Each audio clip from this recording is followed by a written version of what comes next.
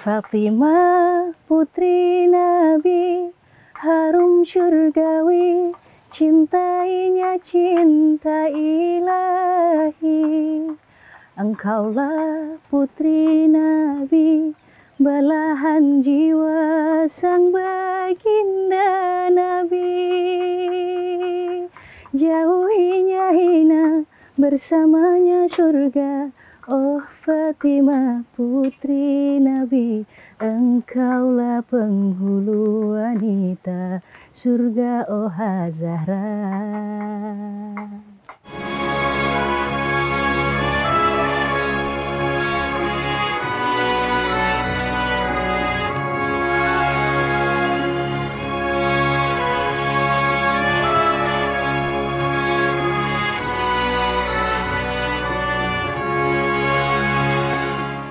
Subhanallah, Sulis. Saya ngefans ke Sulis ini dari masih kecil. Maksudnya sesama yang kecil waktu itu dengan bersama Haddad Alwi di Cinta Rasul. Iya, Beb. Jadi sampai sekarang kita juga salah satu romantisme masa kecil ya Cinta Rasul itu. Betul. Itu romantisme masa kecil dan alhamdulillah romantisme yang positif. Alhamdulillah. Masa kecil kita. Dan di Cahaya untuk Indonesia kali ini kita akan ngobrol-ngobrol sama Sulis tentang dunia baru Sulis dan dunia lamanya Sulis. Dunia lamanya adalah sholawat, dunia barunya adalah sebagai ibu rumah tangga. Iya, Beb, sebagai ibu rumah tangga. Nah, kita akan ngobrol-ngobrol, apalagi di Cahaya untuk Indonesia ini kita menghadirkan bukan hanya rumah tangga yang positif, yang ideal, perspektif dari suami. Kita ngobrol dengan Kholidi. Sekarang juga kita ngobrol sama Sulis, rumah tangga yang positif dan ideal. Tentunya ini usaha kita ya. Betul. Usaha. Kita saling usaha dalam perspektif istri. Iya, Sulis kan dikenal sebagai pelantun sholawat. Dari dulu masih kecil. 9 tahun tuh dulu pertamanya. Umur 9 tahun 9 pertama. tahun. Itu masuk ke dunia sholawat tuh gimana ceritanya? Dulu nggak pernah nyangka, nggak pernah tahu juga, nggak pernah kenal sholawat, nggak pernah ngerti sholawat. Karena Sulis tinggal waktu itu di Solo, di perkampungan, di pinggir bantaran kali yang nggak pernah hampir tidak pernah ada ajaran agama di sana. Jadi setiap sama lah kayak anak-anak kebanyakan pulang sekolah sore itu ngaji ke TPA. Yeah. Nah yayasan itu namanya Yayasan Al Ihya yang mendirikan tempat itu Kak Haddad dan teman-temannya juga keluarganya. Nah belajarlah di situ, belajar agama, fikih, akidah, akhlak, tajwid semuanya. Suatu saat tiba-tiba diajarin sholawatan. Ini lagu apa? Lagu bahasa Arab kan nggak ngerti dulu masih kecil. Terus dikasih tahu nanti yang suaranya bagus nih dari ratusan anak mau diajak nyanyi. Akhirnya dari ratusan anak kepilih puluhan anak, dari puluhan anak kepilih 3 anak, Sulis salah satunya. Disitulah Kak Haddad langsung milihnya Sulis. Jadi itu mulai itu karir sholawat? Iya, mulai dari situ. Album pertama Ya Thaibah. Ya Thaibah. Ya Thaibah itu udah Cinta Rasul ya? Cinta Rasul. Cinta Rasul 1. Cinta Rasul 1. Lagu Ya Thaibah itu kita juga nggak sangka ternyata responnya masyarakat dalam waktu 3 bulan itu terjual, waktu itu masih kaset ya Beb? Iya. 1 juta kopi. Wow. Dalam waktu 3 bulan. 3 bulan 1 juta kopi. Dalam waktu 3 bulan. Terus setelah itu Sulis ditanya, bagaimana sini Sulis mau berkarir atau enggak? Karena waktu itu memang keadaan keluarga yang ya bisa dibilang di bawah garis miskin gitu, Beb. Di bawah garis miskin. Iya, kita kamar mandi aja dulu nggak punya. Oh iya. Jadi saya itu kecilnya ya nih kali, rumah di pinggir kali situ. Kalau mandi apa ya pakai MCK umum. Terus kalau makan, beli buah itu mama selalu beli buah yang sisa-sisa pedagang buah yang bagus-bagus, sisanya itu dibeli mama, kasih anak-anaknya. Cinta Rasul 1 sampai Cinta Rasul berapa tuh? Cinta Rasul 7 dulu. 7 ya? Tapi selain Cinta Rasul ada juga album-album yang lain, 1000 Salam Bagi Rasul, Love for the Messenger with Orchestra yang dibuat di Australia. Iya, yang sama Dwiki Darmawan ya kalau nggak salah ya. Iya, betul, sama Dwiki. Saya tuh hafal loh sebenarnya semuanya. Karena kebetulan yang mendatangkan Sulis dan Haddad Alwi ke kampung saya itu di Pendoso kalau waktu itu ingat, itu ayah saya, karena yang mendatangkan kan yayasan yang dipimpin oleh ayah saya selama 40 tahun. Oh, Masya Allah. Nah waktu itu pertama kali tuh baru tahu nih Sulis. Nah datangkan artis sholawat karena memang terinspirasi kan dulu kan. Iya. Akhirnya didatangkan. Makanya hafal loh cinta Rasul semua dari satu sampai terakhir. Makanya akhirnya ketemu lagi. Aku waktu diundang Habib ini aku juga surprise banget. Makanya pas ditanya Sulis jadwal, pokoknya buat Habib aku aman, mau jam berapa aja, kapan, aku seneng. Memang kepingin banget nih kapan nih, teman-teman udah banyak kan soalnya yang diundang sama Habib. Kok ini aku nggak diundang-undang nih Habib nih. Iya. Dan ini memang dan kita nih di Hautoh Jindaniyah, letaknya di Tajur Halang, Bogor. Emang jauh, tapi terima kasih Sulis enak mau banget. Jauh-jauh ke sini. Masya Allah, seneng banget Habib. Syukran banget undangannya. Ini pesantren luasnya insya Allah 6 hektar untuk kemudian dibangun Baitul Hadis. Jadi pesantren khususnya di bidang ilmu hadis oleh Habib Ahmad bin Novel bin Salim bin Jindan. Itu berarti dari awal umur 9 tahun ke sekarang udah berapa tahun tuh? 21 tahun lebih ya? 22 tahun. Udah 22 tahun Sulis berkarir. Gimana caranya tuh bisa istiqomah 21 tahun? Kan pasti bosan, pasti ada lah walaupun sholawatan bosan. Kemudian dunianya habis di sana. Nggak pernah sih merasa bosan karena memang sudah jadi niat di dalam diri. Memang ini jalan hidup saya gitu, bahwa sholawat ini yang menghidupi saya, menghidupi keluarga saya. Justru dengan sholawat ini Sulis merasa Allah itu ya, karena sholawat ini Allah tuh menyayangi Sulis gitu, memberi kehidupan yang baik, memberi keluarga yang baik gitu. Jadi selamanya Sulis nggak akan pernah meninggalkan jalur ini. Ini udah mendarah daging di hidup Sulis ya Habib. Jadi seberapapun berat godaannya, seberapapun banyak tantangannya, sholawat itu memang udah jadi jalan hidupku. Jadi ya karena memang dari awal hidup masih umur 9 tahun sudah sholawat ya. Iya, yang tadinya nggak ngerti sholawat itu apa, isinya apa, lalu apa manfaatnya, tujuannya apa kita bersholawat, apa di balik sholawat itu keutamaannya ada apa aja, kan kecil nggak tahu. Seiring berjalannya waktu, pada gilirannya perlahan ilmu bertambah, ketemu banyak guru, jadi semakin yakin bahwa jalan ini tidak ada jalan lain kecuali jalan ini yang harus ditempuh. Kalau tantangannya selama 21 tahun tuh apa aja? Atau rintangan di tengah karir berselawat itu? Sejujurnya ini jadi flashback ya Bib. Sekarang media kita untuk menciarkan sholawat itu udah banyak. Iya. Mudah. Media sosialnya sangat terbuka. Kalau dulu di era cuman ada televisi aja, sholawat itu Sulis sendiri, karena Sulis yang jalanin dari awal. Iya. Dari kita berkarir dari TV itu, kita tuh dulu ngerasa banget kita dipinggirkan banget. Nggak dianggap, tidak komersil, tidak menjual, tidak ada nilai ekonominya. Tetapi bagi Sulis ya, ini ya nggak apa-apa.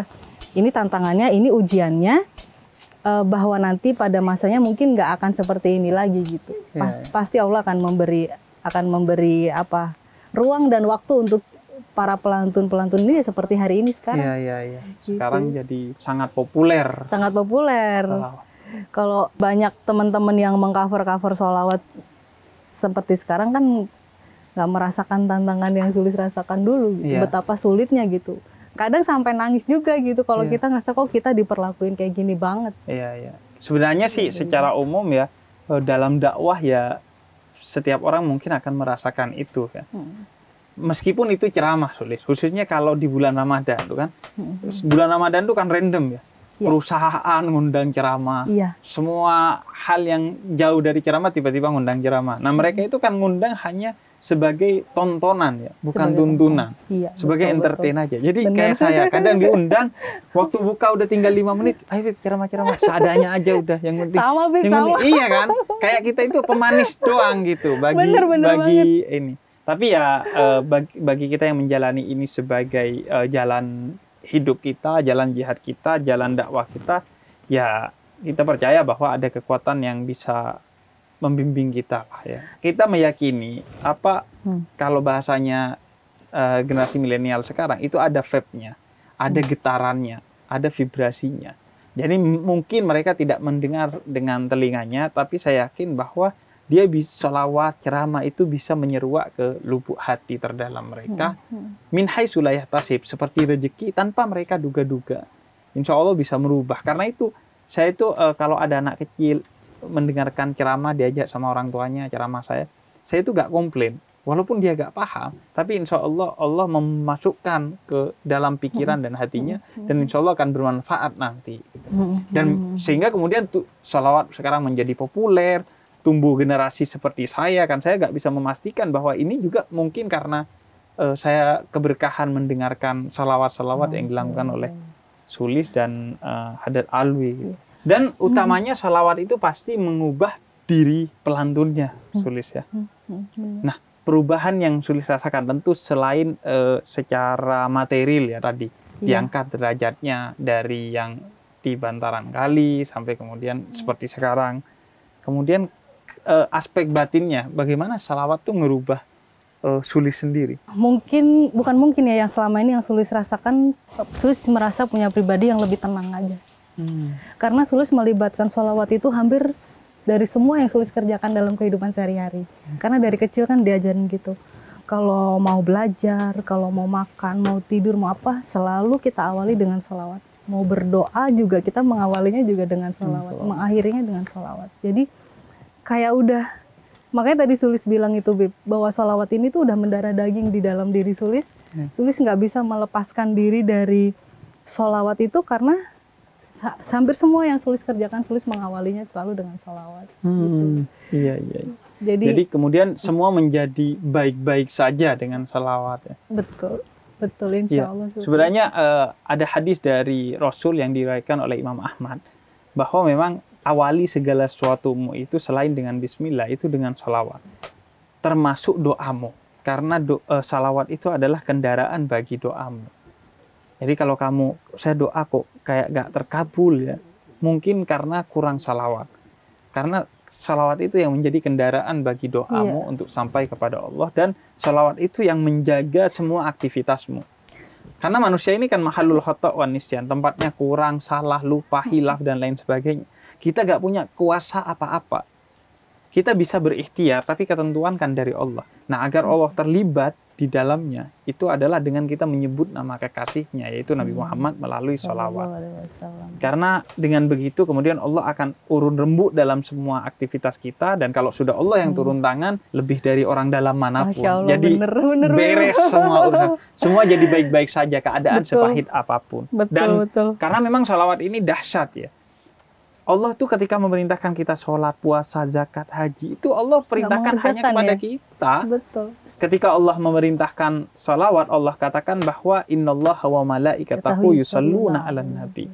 Allah bilang dulu bahwa dirinya dan bersama para malaikat bersalawat kepada Nabi, baru kemudian Allah meminta kita bersalawat kepada Nabi. Jadi karena bahkan bukan hanya di dunia. Kalau kita sampai ngomong salawat kan luar biasa banget gitu. Iya, bahkan bukan hanya di dunia, di akhirat nanti. Siapa yang ingin menjamin bukan hanya masuk surga, tapi di surga bersama Rasul dengan syafaat Rasul adalah sholawat. Karena gini, kita tuh nggak yakin lah sama amal kita ya. Sholat kita tuh, sholat subuh jam 6 itu apa yang mau diandalkan. Sholat duhur waktu asar itu apa yang mau diandalkan ya. Jadi ya ditambal semua kebolongan itu ya dengan kemudian sholawat. Nah, Sulis kan sudah 21 tahun berkarir sebagai pelantun salawat yang menginspirasi dan mensalawatkan Indonesia. Mungkin ya. Dan mengindonesiakan salawat mungkin ya. Nah, tapi kan Allah katakan dalam Al-Quran, ku anfusakum wa ahlikum naro. Utamanya itu adalah diri dan keluarga. Nah, bagaimana kemudian mensalawatkan keluarga itu sebagai ibu rumah tangga sekarang? Iya, sekarang sebagai ibu rumah. Kalau dulu nikah kapan? 2014. Kemudian sudah sekarang dikaruniai satu putra laki-laki. Tapi saya juga punya putri dari suami. Jadi dua sekarang. Jadi ada putra dan putri. Iya, alhamdulillah. Nah, bagaimana kemudian mewariskan ini ke putra putri? Saya termasuk ibu yang bukan ngotot ya, maksudnya apa ya, bahwa anak-anak itu harus bisa lebih baik dari umahnya, dari saya. Jadi Ali karena sekarang baru 2 tahun, tapi dari bayi, dari kecil sudah selalu sholawat di samping dia kalau mau tidur, atau kalau ngajak dia bercanda. Karena kalau Sulis sholawat dia sering ketawa, sering tersenyum tuh sampai sekarang. Sampai sekarang. Nah kalau dulu awal-awal nyanyi itu keluarga Sulis itu termasuk keluarga yang kurang pendidikan agamanya dulu, Bu. Jadi pada saat dulu sholawat pertama-tama itu ya cuman sekedar nyanyi aja. Orang tua apa kakak-kakak pendidikan agamanya sangat kurang karena memang kampung kami waktu itu ya keadaannya begitu. Gitu. Nah dari situ dari pertama Ya Thoibah album Cinta Rasul pertama itu mulai sukses. Bukan mulai sukses, pertama Sulis mulai bersolawat itulah baru perlahan Sulis orang tua diajarin solawat, kakak-kakak diajarin solawat, sampai sekarang semuanya cinta solawat. Iya. Anak juga sekarang. Iya, itu tujuan utamanya sekarang anak. Anak, iya. Karena itu amanat pertama dan utama kita ya sebagai pribadi Muslim. Nah, kalau karena sekarang kan posisinya adalah sebagai istri ya. Iya. Kalau dulu sebagai anak, kalau sekarang sebagai istri, support suami ke karir sebagai pelantun salawat ini. Kalau support, alhamdulillah pada saat ketemu dengan Sulis juga posisinya Sulis sudah menjadi seorang pelantun sholawat. Jadi udah tahu keadaannya seperti apa, kesibukannya bagaimana, pekerjaannya seperti apa, sudah sangat memahami. Nggak pernah, ya kalau misalnya lagi pengen bareng atau apa, nggak ngambil kerjaan dulu, ya Sulis nurut. Pokoknya selalu nurut apa yang suami bilang, tetapi beliau pada intinya selama ini selalu support apa yang Sulis lakukan. Ya, karena yang dilakukan juga jelas bukan hanya bernilai karir, tapi bernilai ibadah ya. Alhamdulillah. Salawat itu. Kemudian kalau soal berkarir juga nih, Sulis, apa ininya, tantangannya gitu kan? Kalau aku kebetulan istriku nggak berkarir di rumah aja. Nah, kalau bagi istri yang berkarir, kemudian bagaimana ininya? Apa menjaga hubungan dengan di rumah tangga? Komunikasi nomor satu ya, Bu. Nomor satu komunikasi. Bagi Sulis nomor satu itu komunikasi. Komunikasi, keterbukaan itu menurut Sulis kuncinya. Tapi Sulis karena Sulis posisi tadi Habib bilang Sulis istri dan ibu, tetap yang diutamakan bolak-balik ya keluarga nomor satu. Kalau suami dan anak. Kalau semua tugas itu udah selesai, semuanya udah beres, baru Sulis kerjakan apa yang harus Sulis kerjakan. Kecuali kalau pergi keluar kota, terpaksa mesti ninggalin keluarga, kayak gitu. Semua yang Sulis lakukan itu sudah atas izin dari suami. Ada keinginan ini nggak, Sulis? Apa anak juga dididik untuk menjadi pelantun sholawat? Gitu. Kalau itu harus, tetapi apakah mau berkarir seperti Sulis atau tidak, itu Sulis serahkan nanti ke anak-anak. Iya. Tapi yang kalau jelas dididik, harus ngerti salawat, melantunkan salawat. Jadi meskipun nanti nggak akan jadi karir profesionalnya dia. Iya, itu terserah anak-anak aja. Tapi kalau pandai salawat, bagi Sulis itu suatu kewajiban. Suatu kewajiban. Iya. Ya, sebenarnya kan rumah tangga itu bukan akhir bagi karir seorang istri ya. Karena orang Indonesia ini kadang berpandangan menikah ya sudah pengabdiannya hanya pada suami gitu. Padahal manusia ini adalah makhluk yang sangat kompleks, sebegitu kompleksnya sehingga Jalaluddin Rumi seorang sufi tersohor mengatakan manusia ini adalah samudra dalam bentuk tetesan. Saking besarnya potensi manusia dan salah satu bentuk kita mensyukuri nikmat Allah adalah dengan potensi yang Allah berikan. Bukan hanya sebagai istri yang melayani suami, tapi apa yang diberikan oleh Allah sebagai potensi, misalnya suara yang bagus dari Sulis, kemudian karir sebagai pelantun salawat, yaitu harus terus disyukuri dengan mendakwahkannya kepada banyak orang. Karena kita sebenarnya justru diberikan contoh dari istri-istri Nabi Muhammad yang sangat mulia, itu justru sangat terdepan dalam berkarir, dalam tanda petik, artinya dalam mengaktualisasikan dirinya. Misalnya istri Nabi Muhammad yang pertama, Sayyidah Khadijah Al-Kubra, itu seorang yang dikenal mensupport kenabian dan dakwah Nabi Muhammad. Beliau yang pertama percaya kepada Nabi Muhammad. Kemudian beliau yang memberikan seluruh hartanya kepada Nabi Muhammad. Bahkan kejayaan Islam itu salah satunya di zaman Nabi Muhammad ya karena hartanya Sayyidah Khadijah gitu. Bahkan ini salah satu yang unik. Sayyidah Khadijah itu melalui Nafisah namanya, itu melamar Nabi Muhammad. Yang melamar Nabi Muhammad. Jadi kita kan kadang, wah masa cewek nembak cowok duluan? Ya saya baru tahu nih cerita ini dari Habib nih. Nah iya. Jadi kalau kan banyak tuh, wah masa gue nembak cowok duluan? Ya kalau cowoknya bukan kayak Nabi Muhammad ya jangan Anda tembak duluan memang. Tapi kalau cowok yang baik-baik, yang klik sama Anda dan Anda percaya bahwa dia akan menjadi suami terbaik bagi Anda, ya silahkan itu nggak masalah, Bib, ya kayak masalah. Gitu ya. Maksudnya di dalam syariat, dalam Islam itu nggak ada persoalan ya. Nggak ada masalah. Jadi yang justru yang istri yang ngode-ngode, yang dalam tanda petik modus-modusin, yang menyampaikan bahwa atau menyampaikan ke orang tuanya bahwa dia ingin dipinang oleh seorang pria gitu ya. Kita mencontoh Sayyidah Khadijah gitu. Dan Nabi Muhammad karena semua karir Sayyidah Khadijah itu menyebabkan beliau sangat cinta kepada Sayyidah Khadijah, dengan bukti pertama Nabi Muhammad tidak pernah mempoligami Sayyidah Khadijah pada saat bersama Sayyidah Khadijah. Kemudian yang kedua, Nabi Muhammad sangat sedih ketika ditinggalkan Sayyidah Khadijah, saking sedihnya sampai Nabi Muhammad dimi'rajkan oleh Allah, di-Isra Mi'rajkan untuk menghibur salah satunya Nabi Muhammad karena sedih ditinggalkan Sayyidah Khadijah radhiyallahu anha. Nah, selain itu juga kita bisa mencontoh, wah itu di bidang karir. Di bidang keilmuan itu ada Sayyidah Aisyah radhiyallahu anha.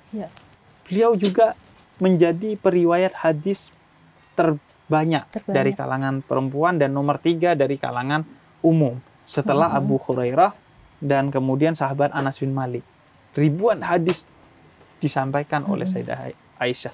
Padahal sekarang tuh cari perempuan yang sadar ilmu aja itu masih kan masih dianggapkan wah perempuan Islam kok sekolahnya tinggi-tinggi kok belajar.